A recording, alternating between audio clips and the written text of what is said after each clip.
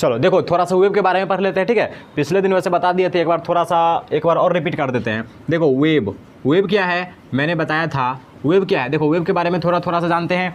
Wave क्या है, wave किसी भी मीडियम में एक डिस्टरबेंस है।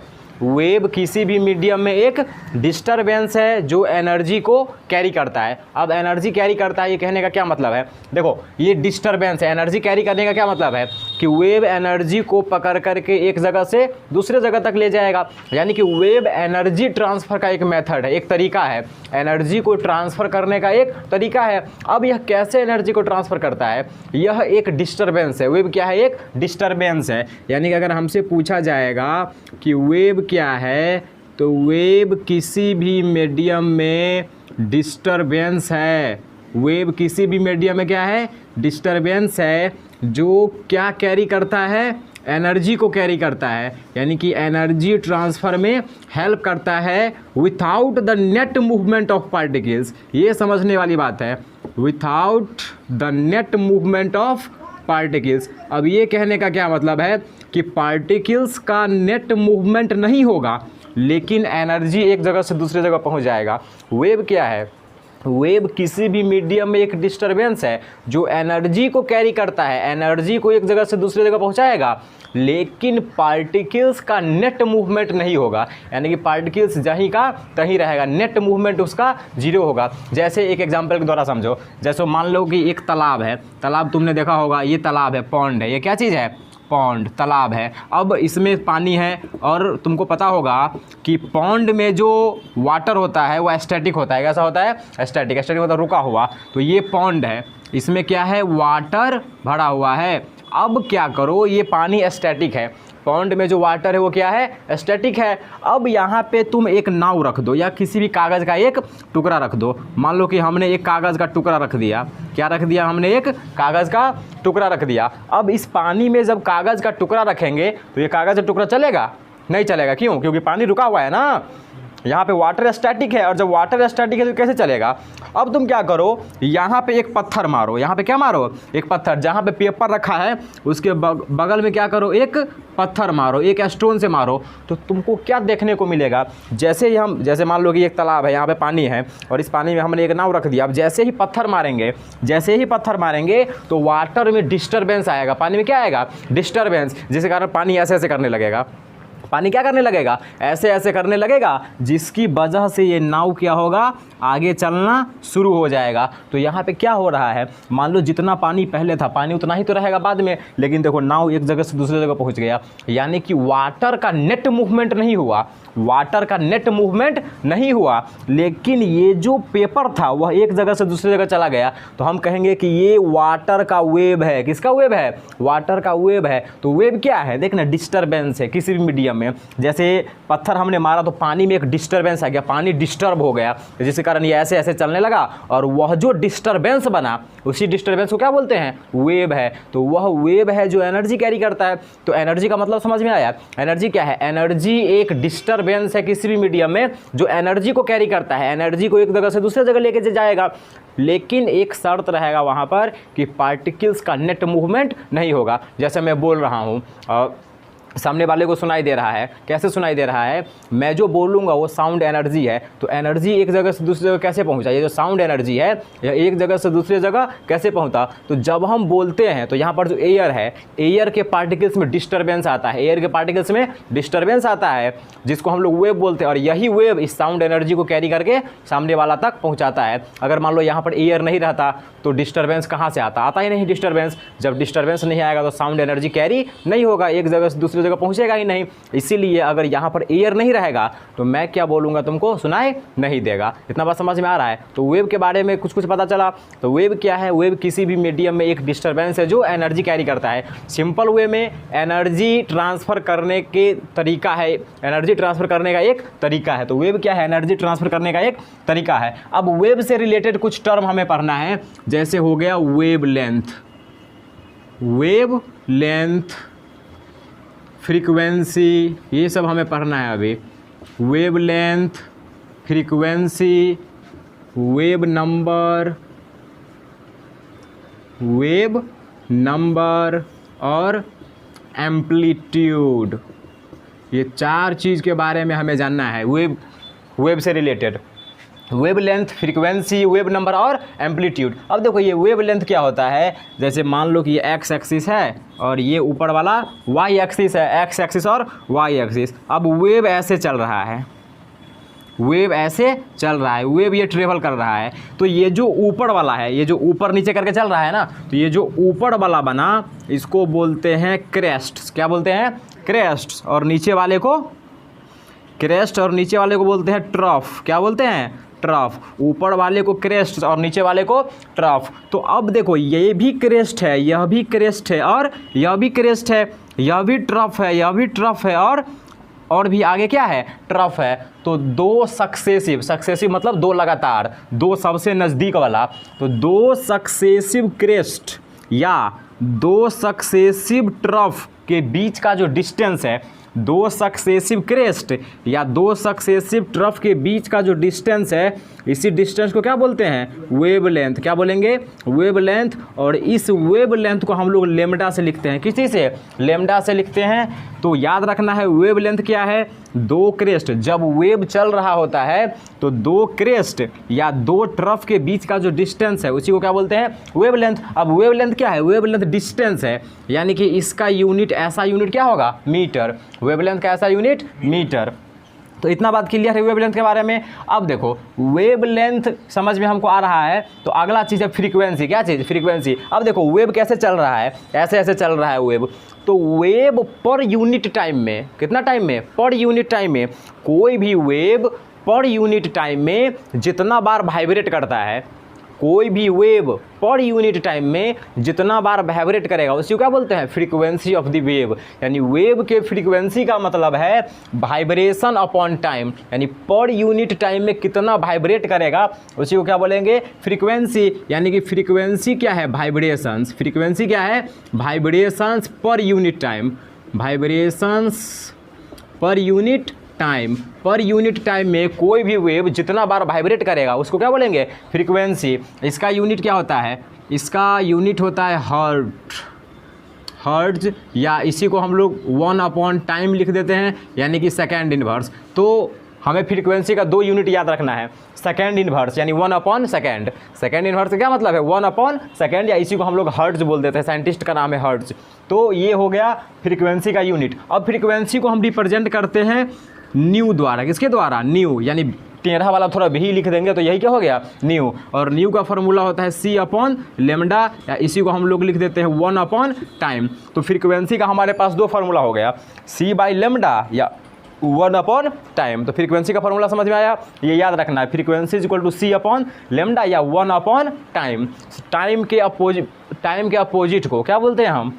फ्रीक्वेंसी बोलते हैं। अब देखो ये C क्या है? C है speed of light in vacuum. Speed of wave, wave कितना स्पीड से चल रहा है वैक्यूम में उसको बोलते हैं C, या इसका वैल्यू कितना होगा? 3 × 10⁸ मीटर पर सेकेंड। और लेमडा क्या है? Wave length.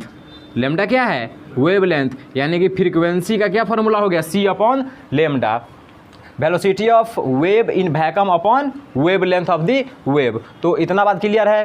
फ्रीक्वेंसी के बारे में बात क्लियर है? अब देखो फ्रीक्वेंसी के बाद जो हमारा अगला चीज़ है वो है वेव नंबर। कौन सा नंबर? Wave number. अब वेव नंबर क्या होता है? वेव नंबर मतलब मान लो कि पर यूनिट लेंथ है, यानी कि 1 मीटर का लेंथ है। अब उसमें कितना वेव आ जाएगा? मान लो कि कोई वेव होगा ना, जैसे इतना बड़ा कोई वेव है, इतना बड़ा क्या है? कोई वेव है।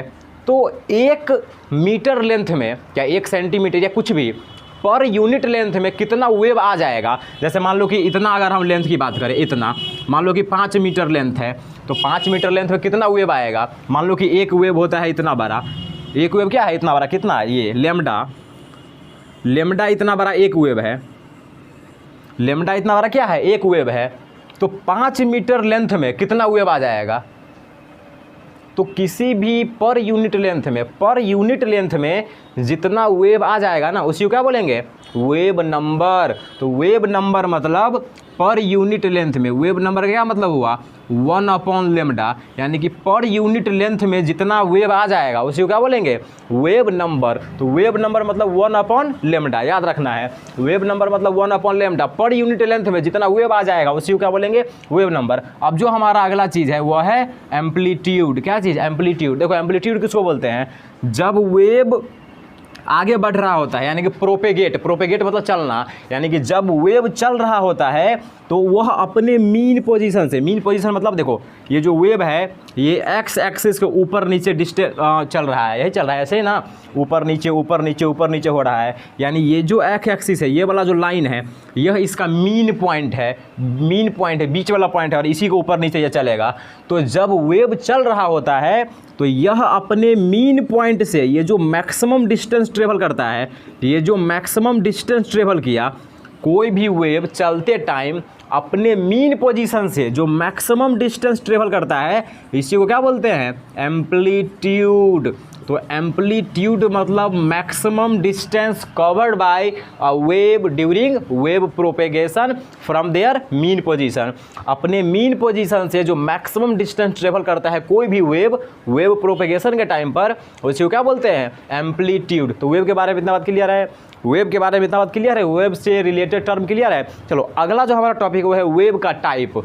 वेव कितने टाइप के होते हैं, तो देखो वेव दो टाइप का है। कितने टाइप का, वेव दो टाइप का है, मेनली वेव दो टाइप का है। सबसे पहला ऐसा वेव जिसको चलने के लिए किसी न किसी मीडियम की ज़रूरत होती है, जैसे अभी हम साउंड वेव का बात कर रहे थे कि साउंड वेव कैसे पहुंचता है, तो हमने बताया कि एयर है उसके माध्यम से पहुंचता है आगे, यानी कि अगर यहाँ पर एयर नहीं रहता तो साउंड पहुँचता नहीं पहुँचता, यानी कि साउंड एक ऐसा वेव है जिसको चलने के लिए एयर चाहिए, यानी कि उसको एक मीडियम चाहिए, अगर वो मीडियम नहीं रहेगा तो वेव चलने वाला नहीं है। तो कुछ ऐसा वेव होता है जिसको चलने के लिए एक मीडियम की ज़रूरत है, वहीं पर कुछ ऐसा वेव भी होता है जिसको चलने के लिए मीडियम की ज़रूरत नहीं है। तो जिस वेव को चलने के लिए किसी न किसी मीडियम की ज़रूरत होती है उस वेव को बोलते हैं मैकेनिकल वेव। कौन सा वेव, मैकेनिकल वेव। तो याद रखना है, जिस वेव को चलने के लिए किसी भी मीडियम की ज़रूरत नहीं होती है उसको बोलते हैं मैकेनिकल वेव। और एक वैसा वेव जिसको चलने के लिए मीडियम की ज़रूरत होती है उसको क्या बोलेंगे मैकेनिकल वेव। और कुछ ऐसा भी वेव होता है जिसको चलने के लिए कोई मीडियम की ज़रूरत नहीं है, जैसे हम लाइट की बात करते हैं, सनलाइट। कौन सा लाइट, सनलाइट। तो जब सन से लाइट धरती पर आता है तो बीच में तो वैक्यूम है, पता है ना, वैक्यूम मतलब क्या, कुछ नहीं, जहाँ कुछ नहीं उसको बोलते हैं वैक्यूम, निर्वात। जहाँ पर कुछ नहीं है उसको क्या बोलते हैं वैक्यूम। तो जब वहाँ पर कोई मीडियम ही नहीं है तो फिर वेव कैसे आएगा। अभी मैंने बात किया कि वेव को चलने के लिए मीडियम चाहिए, लेकिन वहाँ पर तो कोई मीडियम ही नहीं है तो वेव कैसे आता है। तो एक ऐसा भी टाइप का वेव है जिसको चलने के लिए मीडियम की ज़रूरत ही नहीं है, और जिस वेव को चलने के लिए किसी भी मीडियम की ज़रूरत नहीं होती है उस वेव को बोलते हैं इलेक्ट्रोमैग्नेटिक वेव। कौन सा wave, electromagnetic wave. Electromagnetic wave class 12 में पढ़ना है, एक चैप्टर का ही नाम है इलेक्ट्रोमैग्नेटिक वेव फिजिक्स में, इलेक्ट्रोमैग्नेटिक वेव। तो इलेक्ट्रोमैग्नेटिक वेव और मैकेनिकल वेव समझ में आया। वेव दो टाइप का, मैकेनिकल वेव और इलेक्ट्रोमैग्नेटिक वेव। जिस वेव को चलने के लिए मीडियम की ज़रूरत है उसको बोलेंगे मैकेनिकल, और जिसको चलने के लिए किसी भी मीडियम की ज़रूरत नहीं है उसको क्या बोलेंगे इलेक्ट्रोमैग्नेटिक वेव। इतना बात क्लियर है, समझ में आ रहा है। चलो अभी क्या बात कर रहे थे हम लोग, वेव के बारे में, और वेव से रिलेटेड कुछ टर्म के बारे में हमने बात किया। अभी हम क्या बात कर रहे थे, वेव का टाइप। वेव दो टाइप का, मैकेनिकल और इलेक्ट्रोमैग्नेटिक। जिस वेव को चलने के लिए किसी भी मीडियम की ज़रूरत नहीं है उसको क्या बोलेंगे इलेक्ट्रोमैग्नेटिक वेव, और जिसको चलने के लिए मीडियम की ज़रूरत है उसको क्या बोलेंगे मैकेनिकल वेव। अभी जो हमारा टॉपिक है वह है इलेक्ट्रोमैग्नेटिक वेव। इलेक्ट्रोमैग्नेटिक वेव, इसको हम लोग प्यार से बोल देते हैं ईएम वेव। कौन सा वेव, ईएम वेव। तो ये इसी नाम से फेमस है, ईएम वेव। ईएम वेव मतलब इलेक्ट्रोमैग्नेटिक वेव। देखो इसको चलने के लिए अब तुमसे पूछेगा कि इलेक्ट्रोमैग्नेटिक वेव का प्रॉपर्टी लिखो, इलेक्ट्रोमैग्नेटिक वेव का क्या क्या प्रॉपर्टी है, क्या क्या गुण है, क्या क्या लक्षण है।